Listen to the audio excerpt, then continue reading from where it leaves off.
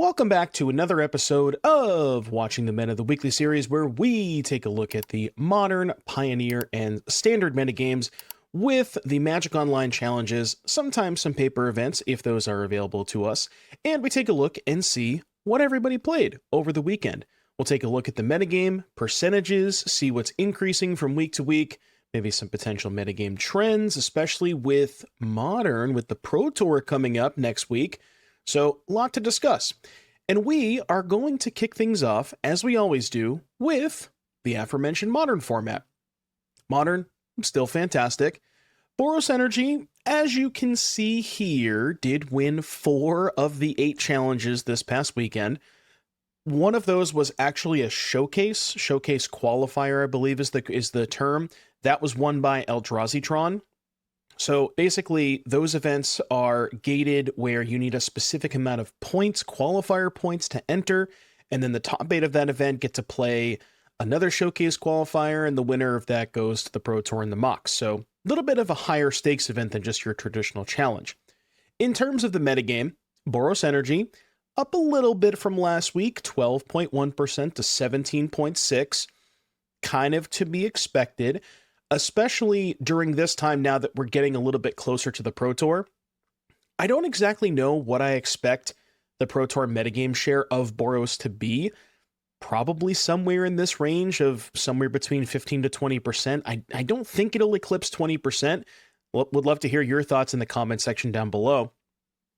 Past that, you have Belcher, Eldrazi, Esper Blink, roughly about the same. Esper took a little bit of a hit. Affinity, Goryo's. The two things on the left-hand side of the graph that I want to bring your attention to is Domain Zoo, huge increase from 2.7 to 8.2, and then Ruby Storm went from 1.8 to 4.7 this week. I think both of those are sort of a reaction to Boros increasing in popularity. Ruby Storm traditionally has an extremely good matchup against Boros, and Domain Zoo, assuming that you are willing to mulligan aggressively to Leyline Scion, I think also has a reasonable chance against Boros as well. So moving forward, if you are looking to maybe play a Modern tournament this weekend, or if you're looking towards the Pro Tour, maybe would consider one of these decks that have a good Boros matchup, like a Belcher, a Ruby Storm, or a Domain Zoo. I think those are maybe some of the better positioned decks going into the weekend. So with the metagame out of the way, let's see if we can find some spicy deck lists in these top 32s. And before we look at these deck lists, I just wanted to give a quick shout out to my editor who has created this deck viewing feature that you see in front of you, the way that it's laid out, the background images. So big shout out to Ryan, my editor here. Can we get some W Ryans in the comment section down below? And what we're going to take a look at here is from user 4L3 in 32nd place. This is a deck list that people have played in the past. The reason I wanted to highlight this is there's a new inclusion here. So the deck list that you see in front of you is really centered around Through the Breach, which is 5 mana, put a creature from your hand into play, give it haste, sack it at the next end step. The combo is you, Through the Breach, put an Emrakul into play, attack your opponent for 15, they lose 6 permanents. You can see where that's going. Basically, the concept here is that you have some fast mana, like Talisman of Creativity and Ugin's Labyrinth, which help you cast Through the Breach a little bit faster. You have both Stock Up and Kozilek's Command to help find the combo pieces, and then, more importantly, Eldrazi Temple to facilitate the Kozilek's Command. But the new card here that I wanted to kind of discuss is Terminal Velocity. It's only a 2 of, but it's essentially a 6 mana version of Through the Breach. It lets you put an artifact or creature from your hand onto the battlefield, get permanent gains haste. When it leaves the battlefield, it deals damage equal to its mana value to each creature, and then end step, sacrifice it.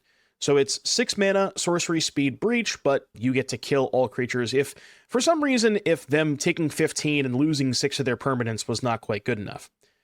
And then you have some other Eldrazi to facilitate the labyrinths. You have a couple of Ulamogs as additional hits off Through the Breach, some counter spells, and that's pretty much it. Take a look at the sideboard here real quick. Consigns, Flusters, cards you would probably expect. And yeah, just sort of an interesting take on the Eldrazi Breach variant with terminal velocity. Speaking of Eldrazi, next up we have a top 8 finish here from Celestial, who decided to play... there's a Darker Wastes, but we can call this a mono-white deck. As you can see, I thought there was blue cards in the sideboard. Never mind. Basically, I guess you could say it's like Energy, Blink, Eldrazi, where you have Ocelot Pride and Guide of Souls. Don't think I need to explain why these cards are good. They form the backbone of this engine that allows you to attack for a lot of damage, gain a lot of life, make a wide board. Very, very good engine. You're pairing that with some blink stuff, right? You have Felia and Ephemerate to blink your creatures. You have Starfield Shepherd and Solitude, both of which are good to blink. And we've seen decks like this, like I think the blue-white energy deck that featured all of those cards. But instead, your secondary package is Eldrazi. Now, there's a couple of reasons to do that. Anti-Causal Vestige is a pretty good card to be able to blink with a Felia or an Ephemerate. It is 4 mana, because you have to warp it for 4, but the upside of playing Eldrazi is you get to play Temple, which allows you to get to that Vestige a little bit faster. And then the other nice thing about playing this Eldrazi package is you get to play one of the best cards in the entire format, which is Kozilek's Command. This card basically does everything.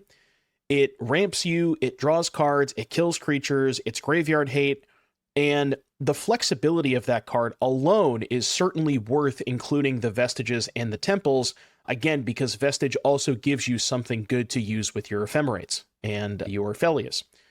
And then you're playing some colorless lands. These are effectively 2-color lands because you do need colorless for Kozilek's Command. So if you think about it, a Darker Wastes is a colorless or white dual land. Same thing with Shephet Dunes. But yeah, pretty clean looking list. Couple of reprieves to kind of finish it out. And then in the sideboard, you got Thought-Knot Seers. The thing about playing white in this format is you get access to some of the best sideboard cards. And this one looks pretty good. Next up here from Mafuz Van Gogh in 14th place. This is, I believe, and you can correct me in the comments section if I'm wrong, I believe this is an Aspiring Spike deck, where Spike is notoriously known for not being a fan of Dredge, but he recently had this idea to play Dredge with Arclight Phoenix, with the idea being you have so many ways to basically mill over your entire deck. You have Burning Inquiry, Faithless Looting, Cathartic Reunion, paired with Dredgers, Stinkweed Imp, Golgari Thug, Life from the Loam, Dark Blast. So what you do is you just mill yourself for a bunch. You eventually mill over some Creeping Chills and a couple of Arclight Phoenixes. And then in doing so, you're also milling over Lava Dart, which can be a free spell you cast from the graveyard to then get back your Arclight Phoenixes. And the combination of the burn from Dart, the flying from Phoenix, and sometimes you can just burn your opponent out with Conflagrate. I think that actually happens quite a bit, where if you have 6 or 7 cards in your hand and 2 Phoenixes in the graveyard, that could be 12 or 13 damage just with that alone. Add a couple of darts in, maybe a chill, and you're good to go. So really interesting take on the Dredge archetype, and I gotta say, one that looks pretty good. I never really thought of Arclight Phoenix as a Dredge card, but it does make a lot of sense. And the last deck I want to show you guys today is from Alejandro FP in 8th place, so a nice little top 8 finish here. This is Esper Blink, which, again, you may have seen before in various iterations and various forms. The reason I wanted to highlight this one specifically is I've seen this shift, and it's not just Esper that I've seen this with. I've also seen a Jeskai Blink version that's doing something similarly. When you say Blink, you normally think of Ephemerate, Felia, Flicker Wisp, Overlord of the Baelmerk, sometimes Recruiter of the Guard, a lot of these cards that are specifically designed to be paired with cards that have Enter the Battlefield abilities, and it's like, basically that's the whole engine, right? What if you just simplified the Blink package down, basically to just Quantum Riddler, Solitude, and Ephemerate? You play those 12 cards, maybe paired with enough blue and white cards if you're going to play Subtlety as well. But then you just take that package and you play a bunch of individually powerful cards alongside it. Tameo, Bowmasters, Psychic Frog, Teferi, Kaido. So you're like this kind of weird hybrid between Blue-Black Frog and Esper Blink. And then in the case of the Jeskai versions, I've seen them doing Quantum Riddler Solitude Ephemerate, pairing that with Flage and Galvanic Discharge. So you're like a hybrid energy blink deck. And then you're still playing Force and Negation, some subtleties, some counter spells, good removal. And it basically just takes the blink deck and just essentially it's like, I guess you could say no bad cards blink in that weird way, because sometimes Flicker Wisp and other of the blink cards kind of can get stuck in your hand because you don't have anything to do with them. So just wanted to highlight this as kind of an interesting approach and maybe a shift in how the blink decks are being built. And with all of that, let us switch over to Pioneer. Let's check in on Pioneer this week and see what's going on. Mono Red Mice, the exact same as last week. Rakdos Demons, slight uptick.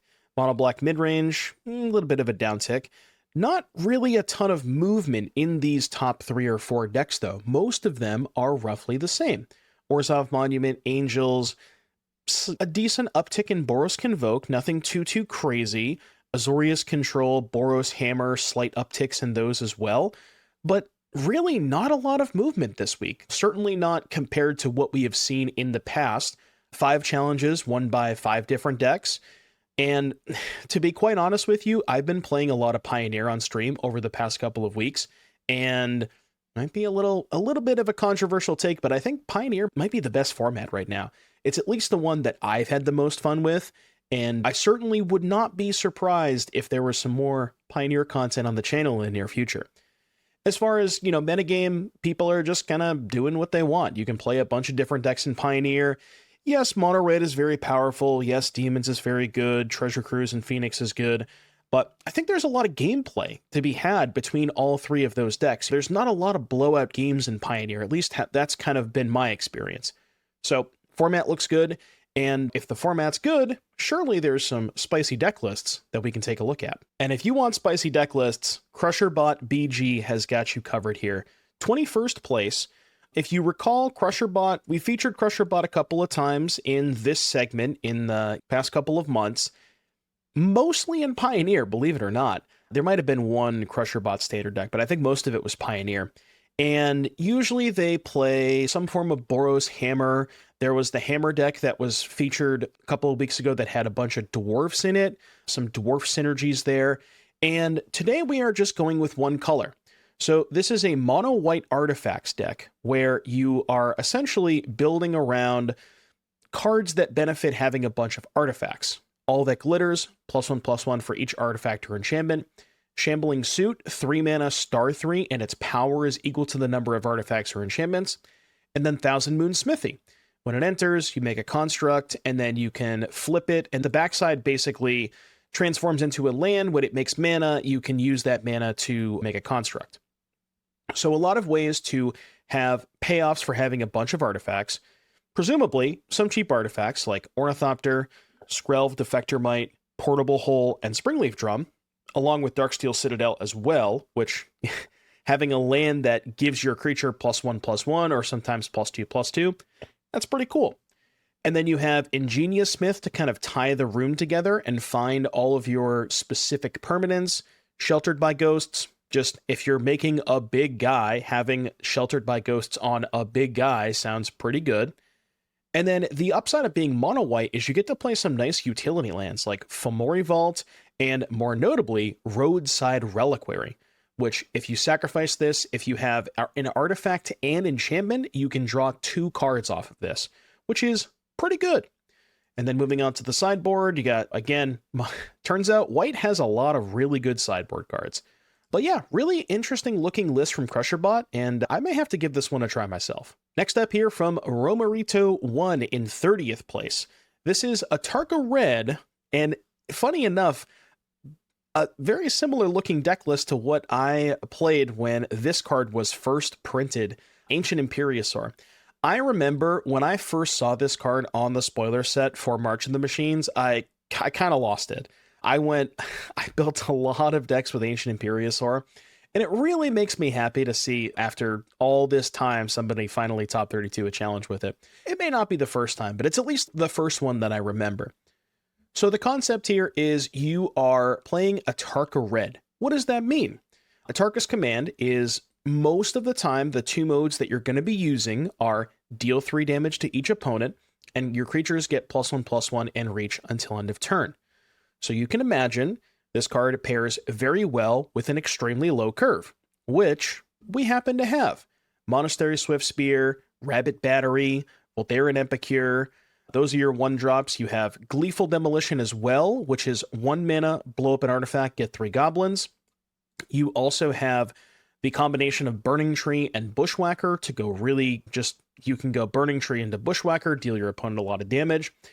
And the real kicker here is Ancient Imperiosaur, which not only works very well with a low curve because it is a giant Convoke trample creature, but also Burning Tree Emissary in this weird way basically ramps you for 1 when you're playing the Imperiosaur, because you effectively play the Emissary for free because you're paying 2 mana and getting 2 back, but you're up a body on the battlefield. And what ends up happening is if you can set up a turn where you maybe have a Gleeful Demolition as well for 3 bodies to convoke for Imperiosaur, you can convoke it out and then just give it haste in the same turn with either Bushwhacker or Rabbit Battery, and you can imagine your opponent's probably going to die that turn. The Ward 2 also pretty big on this card. So really, really cool looking take on the Atarka Red deck list. And again, if you top 32 a challenge with Ancient Imperiosaur, you're going to get featured in this segment. I regret to inform the viewers watching this at home that VV Cauldron has infiltrated our beloved Pioneer format. Ghost 11157 took down a challenge, first place, with the Menace. The Menace that is VV Cauldron. And to be quite honest with you, kind of what I expected. So a lot of people were asking me on stream over the past couple of weeks since I've been getting into Pioneer a little bit, have you tried VV Cauldron and Pioneer? I tried it for a little bit, and basically the cards that I added are essentially the same as what we have here. I had Ledger Shredder, Fable the Mirror Breaker, Lightning Axe, and then Steam Vents. And past that, I mean, there's Mutavault, which is an upgrade to Soulstone because it is significantly less mana to activate, better with Profs and Cauldron. There's an Alchemist's Gambit to help take an extra turn. This could also potentially be Temporal Trespass. But yeah, certainly the big upgrade here is Fable, because Fable is a broken magic card and happens to discard draw cards, which you want to do when you have Cauldron and VV. But yeah, it's crazy to me how a standard deck list, and I've even seen Spike play this in Modern, and there's more differences in Modern for sure. You get Looting and Channeler.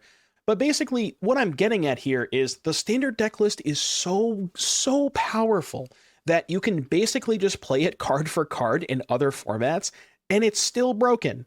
So yeah, VV Cauldron, not sure how much longer we're going to be seeing that card in Standard, but at least the Standard players can now play their VVs in Pioneer. And the last Pioneer deck list that I have for you is from Universe, and as you can see here, we top 32 to challenge with Maze's End. So there's this deck list of so many gates that I can't, the screen can't even hold all of them. But basically, if you haven't seen Maze's End, land enters tapped, you can return it to search for a gate, put it into play, and then if you have 10 gates with different names, you win. So all these different guild gates that all come into play tapped. What's really funny is a Gateway Plaza is a gate. So this one is actually, there's only 2 copies, but Gateway Plaza is kind of cool because it's just better mana fixing than some of the actual 2-color gates. Plaza of Harmony, this one actually enters untapped. This one taps for any mana, but it's not a gate typed for Maze's End. You have Spelunking to play extra lands, Guild Summit, which lets you tap a bunch of gates and draw a bunch of cards. We have 4 Fogs and 4 Riot Controls, along with 2 Settle the Wreckage, so we got a lot of ways to not die, which you can imagine. If your win condition is get the 10 lands, you got to do that. Grazer and Poo Poo UFO to put extra lands into play.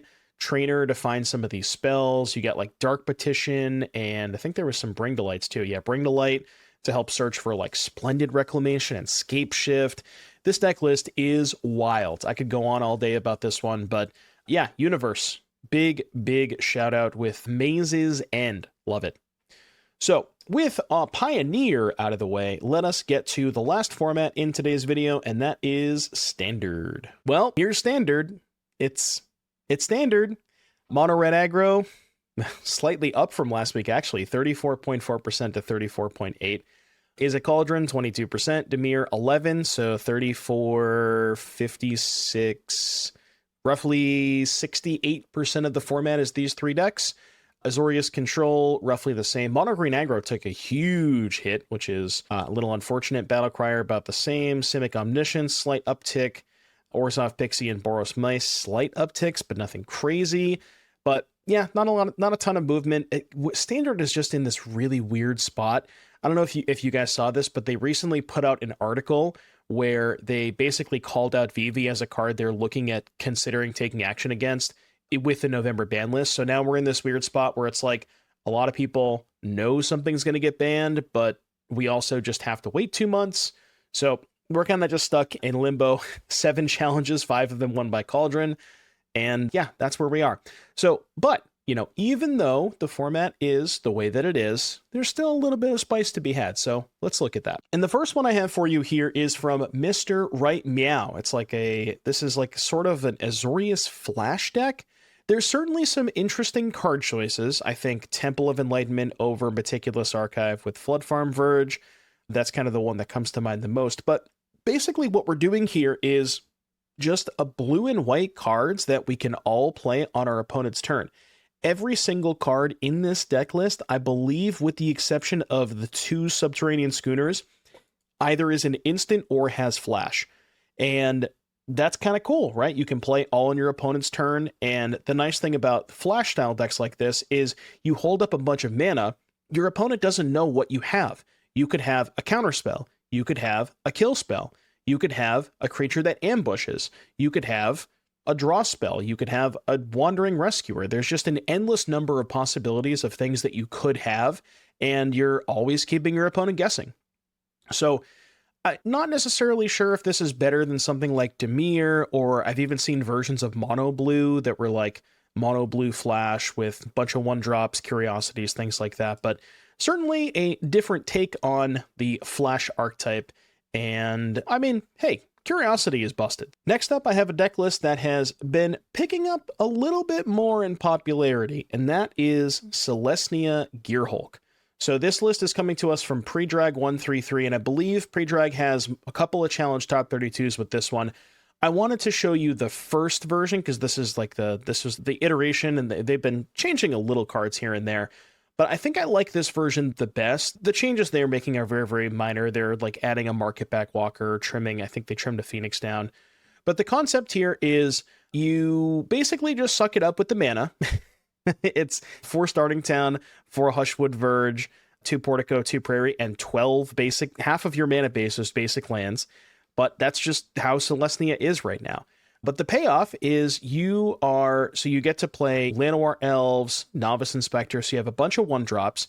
You're curving Elf into stuff like Sentinel and Cosmogrand, and then you're curving all the way up to Bright Class and Ouroboros. Cosmogrand Zenith happens to work very well with Bright Class Gearhulk because Gearhulk finds you an additional spell that lets you double spell. Or if you have to tap out for the Gearhulk, you get 2 1-drops, and then you can presumably double spell next turn. Cosmogrand Zenith also puts counters on your creatures, which means if you can put counters on Ouroboros, that is also very good. Bright Glass Gearhulk tutoring for Pixie, that can reset the Gearhulk, which can give you more Cosmo triggers, and you have a bunch of good removal spells to tutor up as well. Duskrose Reliquary, Seam Rip, and Meltstrider's Resolve, all good in their own right. You get some graveyard hate with Lantern. You get some recursion with Phoenix Down. Phoenix Down also importantly gets back Cosmogrand Zenith. So if they kill Zenith, you can Gearhulk for Phoenix Down, get back Zenith, play a second spell, trigger it, so on and so forth. So really, really cool looking list here from Predrag, and I'm a big Selesnya fan. I may have to give this one a try. Next up here from Peter H. Masters, we have this interesting looking mono blue Monument deck. Normally when you see Monument to Endurance, it's paired with discard outlets like Fear of Missing Out, Steamcore Scholar, Tersa Light Shatter, things like that. What's weird about this deck is, from what I can tell, and if I'm missing something, let me know in the comments section, the only way to trigger Monument in this deck is Kitsa Otterball Elite, which is a looter. And what's cool about Kitsa is when you pair it with Valley Floodcaller, you can really kind of start popping off. So imagine if you have a Monument, a Kitsa, and a Floodcaller in play. You loot with the Kitsa, which triggers the Monument, then you play a 1-mana instant or sorcery, a Sleight of Hand, or an Opt. You can use the Floodcaller to untap the Kitsa, and then you can loot again in that same turn to get another Monument trigger. I like the way that this deck looks. I kind of wish there were more ways to trigger the Monument than just Kitsa. Maybe a Steam Core Scholar, maybe there's some other looters that you could play. But I like the concept. I think the concept is pretty sound. Being a mono blue deck gives you some nice mana. And here's the sideboard just so you can take a look at that. But really cool looking deck list here from Peter H. Masters. And last but certainly not least, from Lil Wang in 17th place, Rakdos Midrange. It's been a while since we've seen a Rakdos deck in Standard, and this particular version is, from what I can tell, basically built around Summon Brynhildr. This is a card that allows you to, quote-unquote, draw an extra card, and on the next 2 turns, chapters 2 and 3, whatever creature spell you play first gets haste. So you have a lot of cards that are very good to give haste. Karsi Revenant, hasting a lifelink, getting a nice lifelink hit in there. Cruel Claw, which is nice with haste because you can surprise your opponent and get a Cruel Claw trigger that turn. Unstoppable Slasher, you can imagine if your opponent is not prepared to take a slasher hit, if you give it haste, sometimes that can just kill them on the spot, especially when combined with Bloodletter. And then just good removal spells, right? I mean, Rakdos is known for having a plethora of good interaction spells, and we have a nice little split here. 4 main deck Duresses to make sure we can take those Cauldrons. Nibelheim, a Flame, which says choose a creature you control. It deals damage equal to its power to each other creature. And then you're probably not going to get to 7, although you might. But the cool thing about this is when you pair it with Death Touch creatures, which we happen to have 8 of. So you can basically just use that as a sweeper, killing anything because your creature would have Death Touch. You got some Unholy Annexes. So really, really cool looking deck list here. Just look at the sideboard. 4 Fire Magic. That's a lot of Fire Magic. So that is Rakdos Midrange in its current form. And gotta say, looks pretty sweet. And that, my friends, is going to do it for another episode of Watching the Meta. I really hope you guys enjoyed it. Thank you so much for tuning in. Would love to hear your thoughts in the comment section down below. What was your favorite deck from today's video? I always want to hear from you guys, so please drop a comment down below. And with all of that, I will see you guys in the next one.